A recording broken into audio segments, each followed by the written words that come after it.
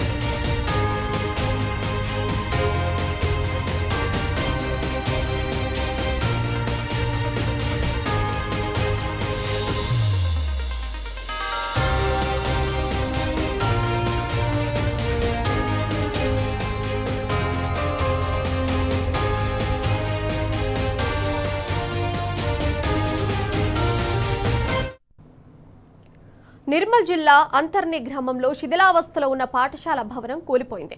ఈ ప్రమాదంలో బాలుడికి తీవ్ర గాయాలు, మరో ఇద్దరికి స్వల్ప గాయాలయ్యాయి. గాయపడ్డ వారిని బైంసా ఏరియా ఆసుపత్రికి తరలించారు. అయితే శిథిలావస్థలో ఉన్న స్కూల్ భవనాన్ని కూల్చివేయాలని పాఠశాల సిబ్బంది దరఖాస్తు పెట్టుకున్నారు. అయినప్పటికీ అధికారులు నిర్లక్ష్యంగా వ్యవహరించారని స్థానికులు మండిపడుతున్నారు.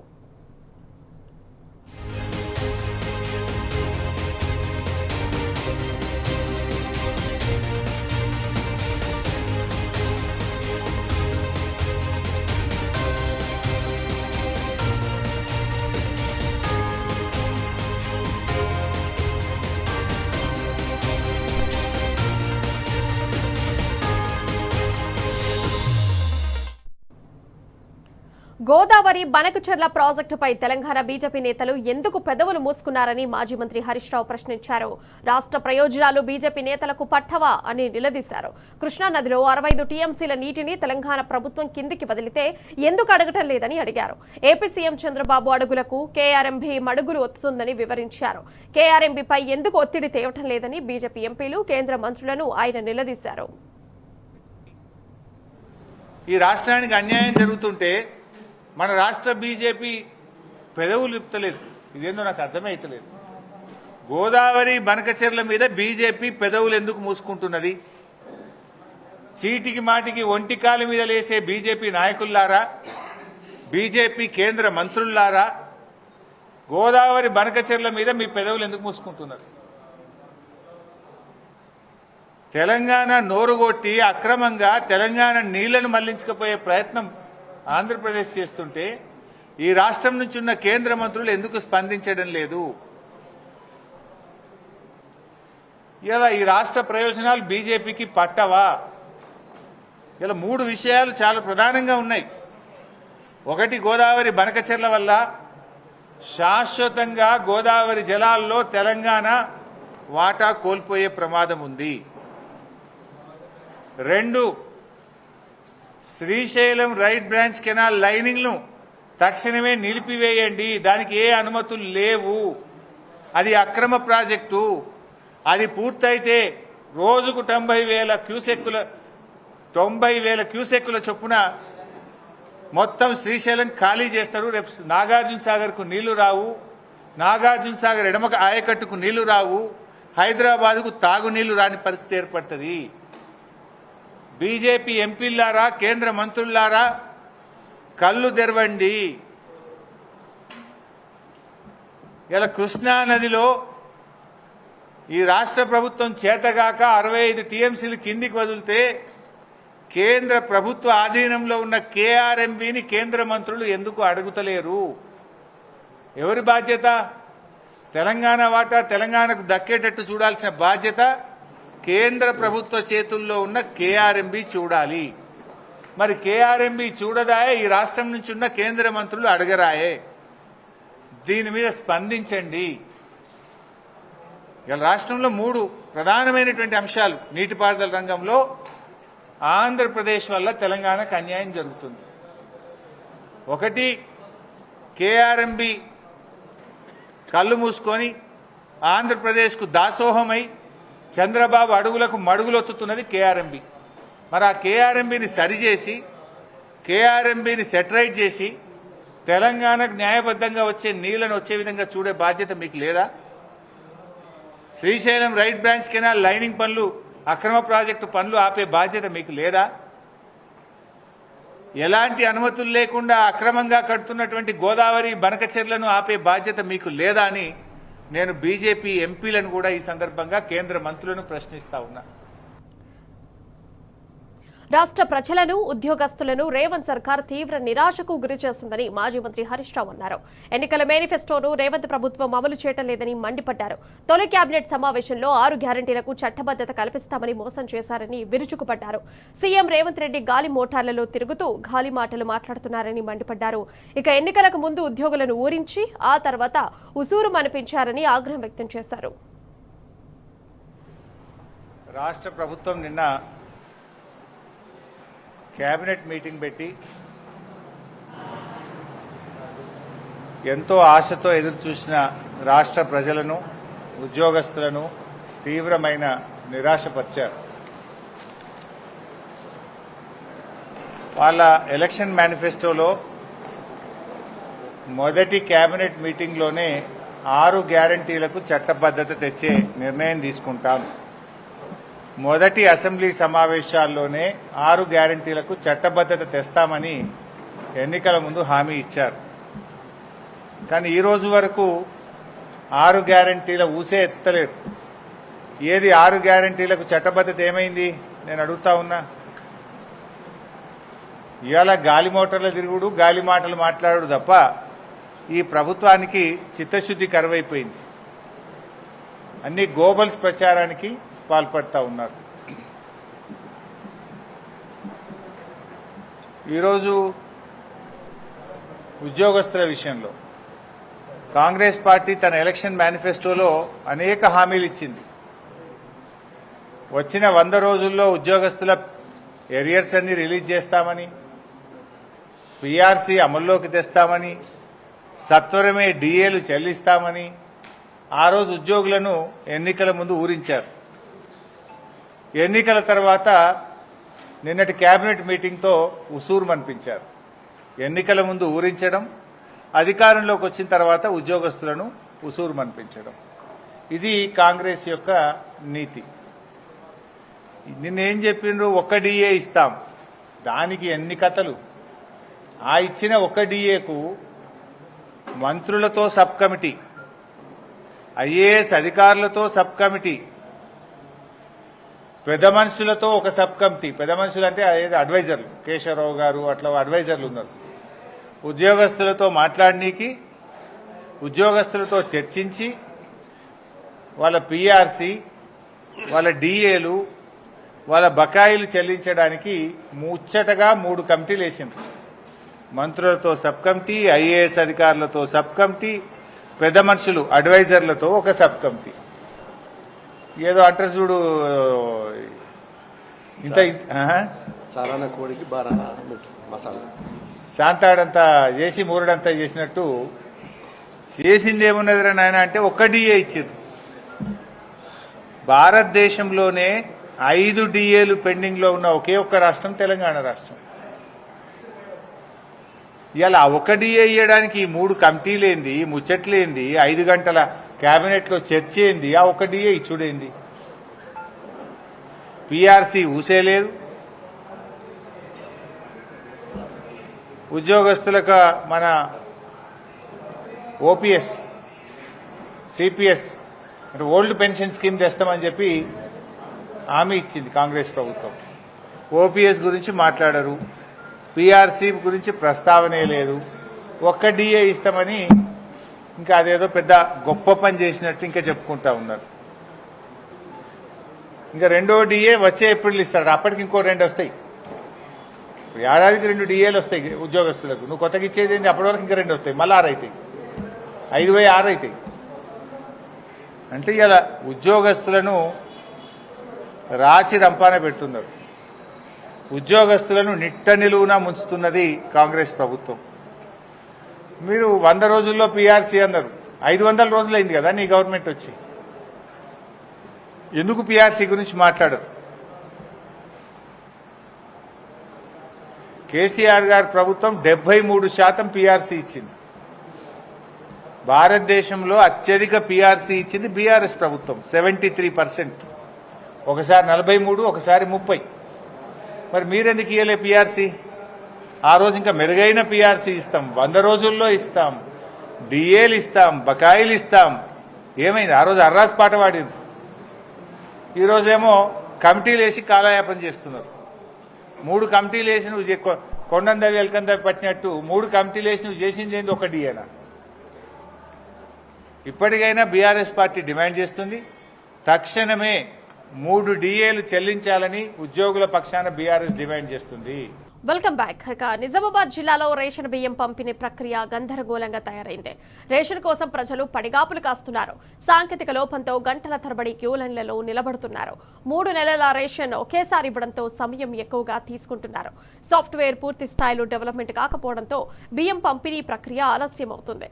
ఇక గతంలో ఎన్నడూ లేని విధంగా కేంద్ర రాష్ట్ర ప్రభుత్వాలు వేర్వేరుగా వేలిముద్ర తీసుకుంటున్నాయి. ఈ విధానం వల్ల సమయం మరింతగా వృధా అవుతుంది. నిజామాబాద్ జిల్లాలో రేషన్ బియ్యం పంపిణీ విధానంపై మరింత సమాచారం మా ప్రతినిధి రవీందర్ అందిస్తారు.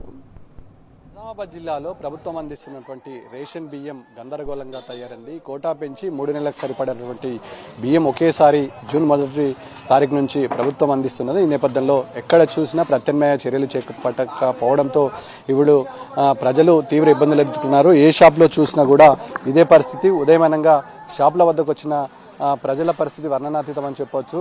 ముందుగా 8 నుంచి 9 గంటలకు షాపులు ఓపెన్ అయిన సమయంలో ప్రజలు షాపుల వద్ద పడిగాపులు కావాల్సిన దుస్థితి పరిస్థితి ఏర్పడుతుంది. దాదాపుగా కేంద్ర రాష్ట్ర ప్రభుత్వాలు పైన ఒకేసారి వేలిముద్రలు తీసుకునే ఆనవాయితీ గతంలో ఎప్పుడు కూడా లేకుండే, కానీ ఈసారి వేలిముద్రలు 3 సార్లు 6 సార్లు బియ్యాన్ని తోకడం వల్ల ఇబ్బంది ఎదుర్కొంటున్నారు. ఈ నేపథ్యంలో వేలిముద్రలు తీసుకోవడంలో ఒక్కోసారి సర్వర్ మొరాయిస్తుంది, సర్వర్ బిజీగా ఉంటుంది. ఈ నేపథ్యంలో బిజీ ఉన్న సర్వర్కు ప్రత్యామ్నాయంగా 20 నిమిషాలు పట్టే సమయానికి ఒకవేళ సర్వర్ మొరాయిస్తే 40 నిమిషాల టైం పడుతుంది. నూతనంగా రేషన్ కార్డులు మంజూరైన చెప్తున్నారు. వాళ్ళని కోటా పెంచాల్సింది ఉంటుంది, కానీ ఇప్పటి వరకు ఏ ఒక్క రేషన్ డీలర్ కానీ వాళ్ళకి పెంచినటువంటి కోటా నూతనంగా ఉన్నటువంటి వ్యక్తులకు సంబంధించిన బియ్యం వాళ్ళ దగ్గర డాటా లేదు. దాదాపుగా 759 రేషన్ డీలర్లు ఉన్నారు.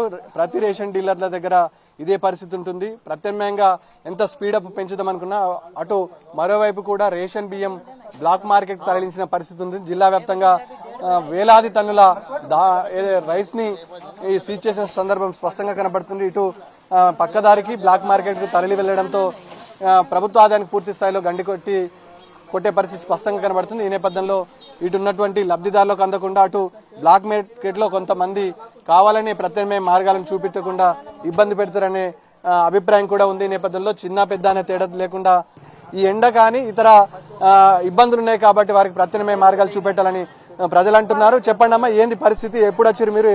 బియ్యం ఇస్తున్నారా? ఎంత టైం పడుతుంది తీసుకోవడానికి? పోస్తున్నాడు ఆయన, మిషన్ పనిచేస్తలేదు, ఆయన తప్పేం లేదు. 3 నెలలు పోసినప్పుడు 15 రోజులు 20 రోజులు పోస్తామని టీవీలో చెప్పాలా. ఇంతమంది ఒకళ్ళ మీద ఒకళ్ళు పడరు. ఆ ముసలమ్మ చూడు ఎట్లా నిలబడ్డా. 8 గంటలకు వచ్చిందట ప్రొద్దున, పాప ఆమె ఛాయ్ దాగి వచ్చిందంట. ఇప్పుడు పడిపోతే లేవట్టిరు అందరు. టైం ఇవ్వాలి కదా, ఇట్లా టైం ఇవ్వకపోతే ఎవరిది తప్పు? మాదైతే తప్పు కాదు కదా. ఈయన పోస్తాడో పోయాడు, అట్లా ఒకళ్ళ మీద ఒకళ్ళు పడిపోతారు.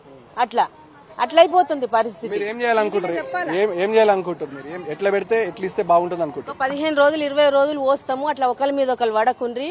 తప్పకుండా అందరికి అర్హులైన వాళ్ళకి అందరికి బియ్యం వస్తాయని టీవీలో అడ్వర్టైజ్ చేయాలి, అంతే.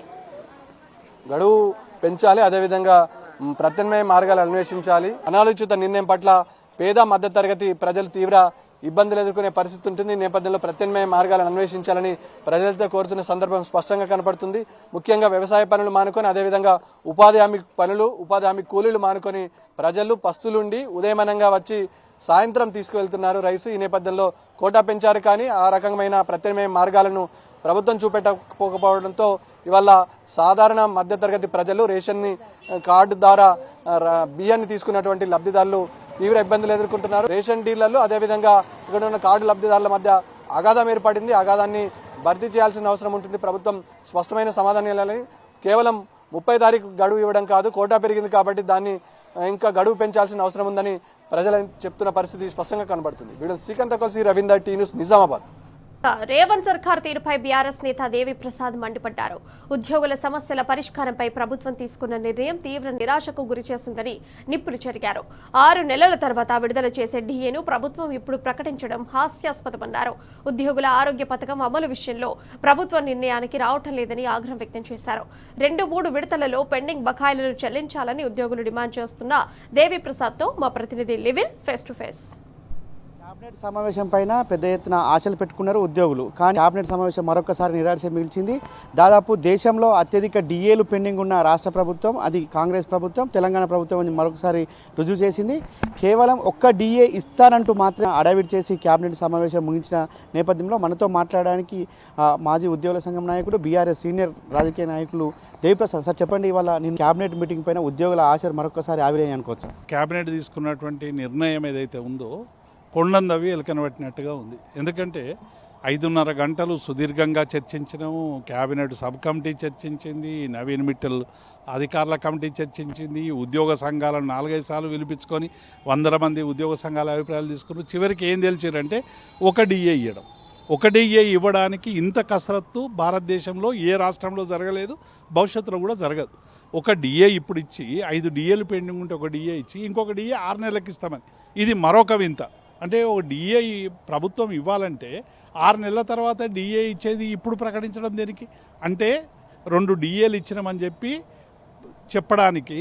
అట్లాగే అందులో ఉన్నటువంటి ఏ ఒక్క అంశం కూడా ఇవాళ ఉద్యోగులు కోరుకున్నటువంటి ఏ ప్రధాన అంశాలు కూడా ఏ ఒక్కటి పరిష్కారం కాలేదు. ఇది పూర్తిగా తెలంగాణ ఉద్యోగుల ఆత్మగౌరవాన్ని దెబ్బతీసే విధంగా కేబినెట్ నిర్ణయం తీసుకున్నదని చెప్పక తప్పదు. ఎందుకంటే ఒక్కటి మాత్రం ఏంటంటే, నన్ను కోసుకొని తిన్నా వండుకొని తిన్నా నేను ఏమి ఇవ్వని చేతులు ఎత్తేసిన రేవంత్ రెడ్డిని ఇవాళ ఉద్యోగ సంఘాలు కావచ్చు, బయట పౌర సమాజం కావచ్చు, బీఆర్ఎస్ పార్టీ కావచ్చు, ఇవాళ చేసినటువంటి ఒత్తిడి వల్ల కనీసం కూర్చొని ఉద్యోగ సంఘాలతో చర్చించేటువంటి స్థాయి రావడం విజయమే అనేటువంటి విషయాన్ని మేము ఈ సందర్భంగా గుర్తు చేస్తాం. కానీ ఉద్యోగుల సమస్యలు ఏ ఒక్కటి పరిష్కారం కాలేదు. అందులో కేవలం ఒక గతంలో ఆర్థిక మంత్రిగా, వైద్య శాఖ మంత్రిగా హరీష్ రావు గారు చేసినటువంటి తీవ్రమైనటువంటి కృషి వల్ల కేసీఆర్ గారి ప్రభుత్వంలో ఇచ్చినటువంటి జీవోను ఇప్పుడు అమలు చేస్తామని చెప్పడం, అది ఒక్కటి స్వాగతించాల్సినటువంటి అంశం ఉద్యోగుల హెల్త్ కార్డు విషయంలో. దాని మీద కూడా స్పష్టత లేదు. డిఏ ఏ తేదీ నుంచి ఇస్తారనేటువంటిది స్పష్టత లేదు. వచ్చే డిఏ ఎప్పుడు ఇస్తారనేది స్పష్టత లేదు. కాబట్టి ఇవన్నీ స్పష్టత లేనటువంటి అంశాలు. అందుకే మేము ఈ ప్రభుత్వాన్ని డిమాండ్ చేస్తూ ఉన్నాం. ఉద్యోగులతో ఆటలాడుకున్న ఏ ప్రభుత్వాలు నిలవలేవు. గతంలో చంద్రబాబు నాయుడు 9 డిఏలు ఆ రోజు పెన్షనర్లకు ఉద్యోగులకు ఆపడం వల్ల ఉద్యోగులందరూ కూడా జీవితకాలంలో తెలుగుదేశం పార్టీకి ఓటేయొద్దని ప్రమాణం చేసి పోస్ట్ కార్డులు వేసి మొత్తం లక్షలాది మంది తెలంగాణ ప్రజలకు పంచినటువంటి విషయాన్ని రేవంత్ రెడ్డి మరవద్దు. ఇవాళ చంద్రబాబు బాటలోనే రేవంత్ రెడ్డి ఉద్యోగుల సమస్యల విషయంలో కూడా పోతా ఉన్నాడు.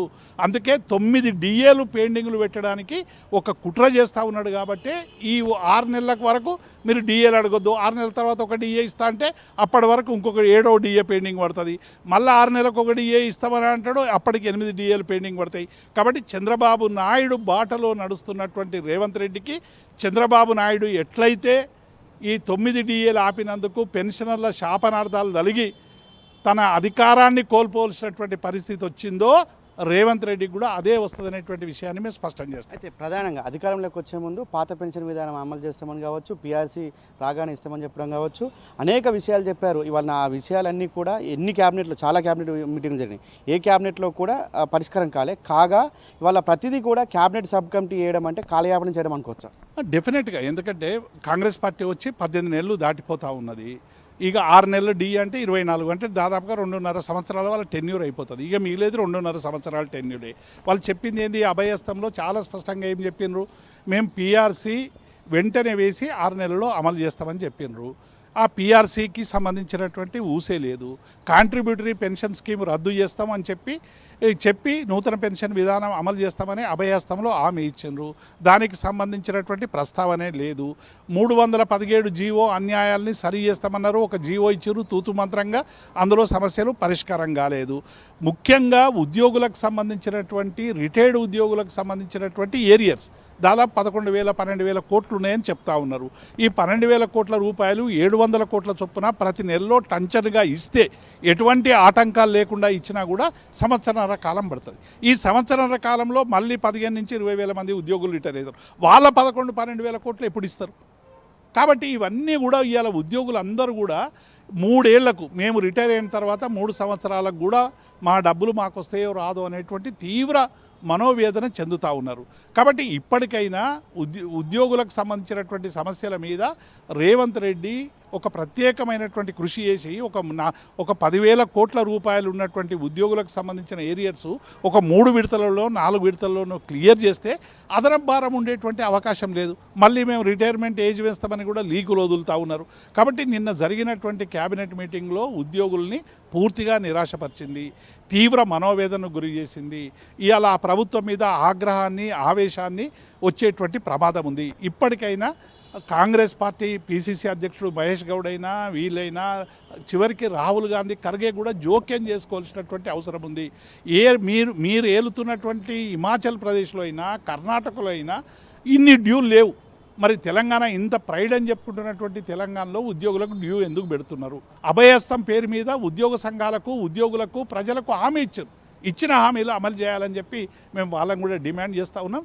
వల్ల ఏదేమైనప్పటికీ ఖచ్చితంగా కాంగ్రెస్ ప్రభుత్వం ఇచ్చిన హామీలు అమలు చేయాలి. ఉద్యోగులకు ఇవ్వాల్సిన 5 పెండింగ్ డిఏలు వెంటనే విడుదల చేయడంతో పాటు గతంలో అభయహస్తం పెట్టించిన అన్ని హామీలు ఉద్యోగులకు ఇచ్చిన హామీలతో పాటు నిరుద్యోగులకు ఇచ్చిన జాబ్ క్యాలెండర్ కూడా వెంటనే అమలు చేయాలని డిమాండ్ చేస్తున్నాం అని చెప్తున్నారు. అంతేకాకుండా ఉద్యోగుల పట్ల ఇటు నిరుద్యోగుల పట్ల కూడా బీఆర్ఎస్ పార్టీ ఎప్పటికప్పుడు పోరాటం చేస్తుంది, వారికి అండగా ఉంటుంది. వారి హక్కుల సాధన కోసం బీఆర్ఎస్ పార్టీ ఇటు ఉద్యోగ సంఘాల నాయకులుగా మేము కూడా ముందుంటామని చెప్పేసి ఆ టీఎన్జీఓ మాజీ ప్రెసిడెంట్ ఇటు బీఆర్ఎస్ నాయకుడు దేవిప్రసాద్ చెప్తున్న పరిస్థితి కనిపిస్తుంది. కెమెరా పర్సన్ మధుతో లివిల్ రెడ్డి, టీ న్యూస్, హైదరాబాద్. రేవంత్ సర్కార్ తీరుపై ఎమ్మెల్సీ దాసోజు శ్రవణ్ మండిపడ్డారు. రాష్ట్ర ప్రతిష్టను రేవంత్ రెడ్డి భ్రష్టు పట్టించారని ఆగ్రహం వ్యక్తం చేశారు. ఇటీవల నిర్వహించిన మిస్ వరల్డ్ పోటీలతో తెలంగాణ పరువు పోయిందని విరుచుకుపడ్డారు. తనను వేశ్యలా చూశారని మిల్లా మ్యాగీ అనడం కాంగ్రెస్ ప్రభుత్వానికి చెంపపెట్టు అని విమర్శించారు. మిస్ వరల్డ్ పోటీల పేరుతో కాంగ్రెస్ కార్యకర్తలు వేధింపులకు గురి చేస్తే బీజేపీ ఎందుకు స్పందించలేదని శ్రవణ్ ప్రశ్నించారు. బీజేపీ కాంగ్రెస్ పేరుకే పిల్లి ఎలుక, కానీ ఆ 2 పార్టీలు ఒకటేనని స్పష్టం చేశారు. Mr. Revanth Reddy's government in Telangana has destroyed not only the Telangana pride, but the entire nation's pride by completely mismanaging and mishandling the conduct of Miss World 2025. The allegations made by Miss England are not ordinary allegations. They are directly of sexual harassment, sexual abuse, and that too by an international contestant who is supposed to have been protected with the so-called state dignity, state honor. But she complains that she was treated like a prostitute. And so far, not even a single FIR was lodged against so-called violators or perpetrators. No inquiry has been thoroughly conducted so far. If at all it was conducted, the report is not made access to public. This looks like an absolute mismanagement, conspiracy to conceal the truth by Mr. Revanth Reddy's government. We demand on behalf of the BRS government, the allegations made by Milla Maggie, the Miss England, are to be taken very seriously. After all, we are in a country where women are treated like mothers. That is what is the Sanatana Dharma of this country says. But unfortunately, Revanth Reddy government, though they called it as one of the most prestigious event, we are taking all kinds of precautions, but ended up bringing the shame to the state, shame to the country. So we demand that a thorough inquiry is launched. Whosoever are the violators, however big they are, they must be brought to the justice. They must be punished. We are also appealing to the Bharatiya Janata Party. So far, not even a single BJP leader made a press statement or condemned such a sexual harassment, so-called sexual harassment that has been alleged by Milla Maggie. Why is that BJP government is so silent? We don't understand. Neither the National Human Rights Commission, nor the National Women's Commission, nor the State Women's Commission have opened their mouths. Why such a discrimination and injustice to a woman? She may be from England, but after all, she is a woman. And she has a right to be respected on this land according to the law. And it's a violation of law, and then we demand on behalf of the BRS. There are a couple of names coming up, that these are a couple of close aides of the Chief Minister Revanth Reddy are the ones who have indulged in this crime, is what we are hearing. Why is that Revanth Reddy government not taking an action against them? So we appeal that a thorough inquiry has to be conducted. We appeal to the National Women's Commission to file a case on a suo motu basis and then take action against the perpetrators. Jogulamba Gadwal జిల్లా పోలీసులు మితిమీరి వ్యవహరిస్తున్నారు. రాజోలి మండలం పెద్దధనవాడ ethanol ఫ్యాక్టరీకి వ్యతిరేకంగా చేసిన ఆందోళన, గాయపడిన వారిని పరామర్శించేందుకు వెళ్తున్న అఖిలపక్ష నేతలను అరెస్ట్ చేశారు. బీఆర్ఎస్ నేతలు పుల్లయ్య, నాగర్దొడ్డి వెంకట్రాములు, సిపిఎం వెంకటస్వామి, సిపి ఆంజనేయులు, రైతాంగ సమితి రాష్ట్ర కార్యదర్శి గోపాల్, బహుజన రాజ్య సమితి జిల్లా నాయకులు వినోద్ కుమార్, సిఐటియు జిల్లా ఉపాధ్యక్షులు నరసింహను అరెస్ట్ చేసి పోలీస్ స్టేషన్కి తరలించారు. That's all for now. చూస్తూనే ఉండండి టీ న్యూస్.